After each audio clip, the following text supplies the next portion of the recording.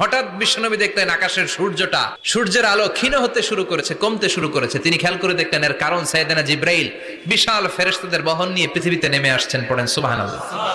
এসে বললেন, ইয়া রাসূলুল্লাহ, আমি 1,40,000 ফেরেশতা নিয়ে নেমে এসেছি। আপনি কি জানেন না, ঠিক একটু আগে মদিনাতে আপনার এক প্রিয় সাহাবা, তার নাম হচ্ছে মুআবিয়া ইবনে মুআবিয়া আল মুজানি, একটু আগে শেষ নিঃশ্বাস ত্যাগ করেছে।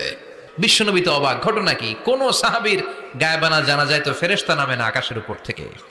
বিশ্বনবী জিজ্ঞেস করলেন, জিব্রাইল, কোন সাহাবীর গায়েবানা জানা যায়? তোমরা আকাশ থেকে এত ফেরেশতার বহর নিয়ে নামো নাই? কি এমন আমল করেছে আমার মুআবিয়া? কি এমন ভালো গুণ ছিল, ভালো আমল ছিল, যার কারণে আরশের উপরে তার এত সম্মান? আপনার এই প্রিয় সাহাবী হাঁটতে বসতে চলতে ফিরিতে সব সময় পড়তো কুল হুয়াল্লাহু আহাদ আল্লাহুস সামাদ লাম ইয়ালিদ ওয়া লাম ইউলাদ ওয়া লাম ইয়াকুল লাহু কুফুয়ান আহাদ।